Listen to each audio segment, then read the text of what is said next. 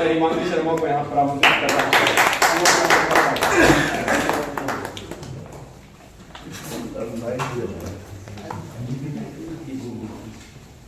इस सभा में उपस्थित प्रत्येक जन को मेरा स्नेहपूर्ण वंदन। जैसा कि सर ने कहा था, गोपाल प्रसाद व्यास जी की पंक्तियों से ही शुरू करूंगी। है समय बड़ा तूफान प्रबल, है समय बड़ा तूफान प्रबल, पर्वत झुक जाया करते हैं। अक्सर दुनिया के लोग समय में चक्कर खाया करते हैं, लेकिन कुछ ऐसे होते हैं, लेकिन कुछ ऐसे होते हैं जो इतिहास बनाया करते हैं।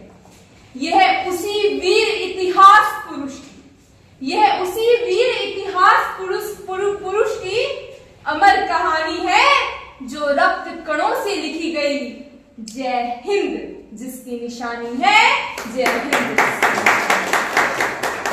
मैं बहुत सौभाग्यशाली कि मुझे श्री एम जुनेजा जी की पुस्तक, श्री एम जुनेजा जी एसोसिएट प्रोफेसर रिटायर पीएचडी एवं सुप्रसिद्ध लेखक इतिहासकार द्वारा लिखी गई पुस्तक नेताजी भारतीयों के हृदय सम्राट क्यों को पढ़ने का अवसर प्राप्त हुआ। यह पुस्तक पढ़ने के बाद मैं दावा करती हूँ, यदि कोई पाठक या युवा पाठक इस पुस्तक को पढ़े तो इसके प्रत्येक अध्याय में उसे नेताजी से बहुत कुछ सीखने को मिलेगा।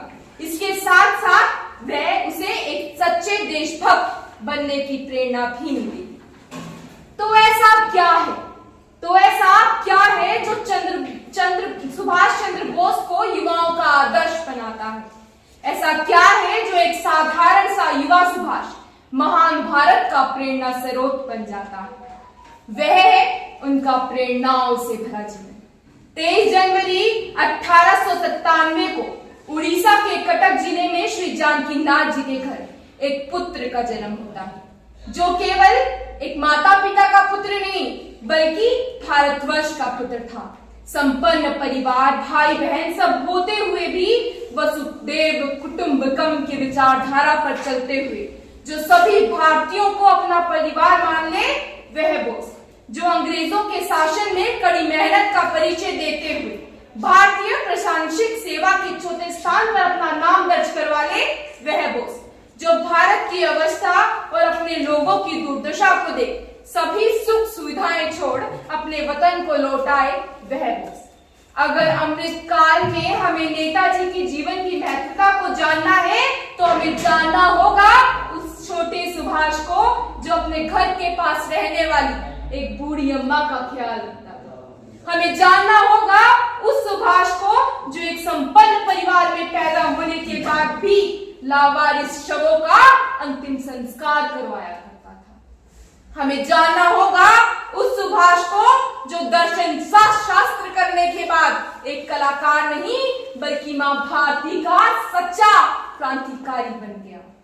वह भारतीय स्वतंत्रता संग्राम का ऐसा अध्याय लिख रहे थे जो आज के नए भारत की नींव है, चाहे वो आजाद बैंक हो या आजाद हिंद फौज का गठन, जो आज भी विविधताओं में एकता का प्रतीक है।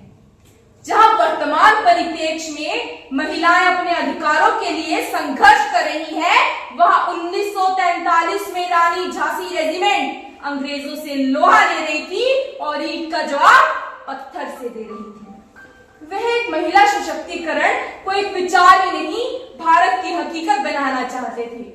मगर दुर्भाग्यवश स्वतंत्र भारत का सूर्य देखने से पहले ही मातृभूमि ने अपने प्रिय पुत्र को खो दिया। मगर शरीर खत्म हो सकता है, शरीर खत्म हो सकता है, विचार नहीं। आजादी वह विचार है जिसके लिए मैं मर भी जाऊं, लेकिन यह विचार मेरी मृत्यु से थमेगा नहीं। हजारों लोगों में अवतार लेगा, हजारों लोगों में अवतार लेगा, पनपेगा तब तक जब तक यह देश स्वतंत्र नहीं हो जाता। और स्वतंत्र सिर्फ और सिर्फ अंग्रेजों से ही नहीं बल्कि कुप्रथाओं से, कुविचारों से आजाद भारत, धर्मनिरपेक्ष भारत, भारत जो विविधताओं में एकता का प्रतीक है, वह भारत जिसका स्वप्न नेताजी ने देखा था। बांधे जाते इंसान, बांधे जाते इंसान, कभी तूफान न बांधे जाते। बांधे जाते इंसान कभी तूफान न बांधे जाते हैं। काया जरूर बांधी जाती, काया जरूर बांधी जाती, बांधे ना इरादे जाते हैं, बांधे ना इरादे जाते।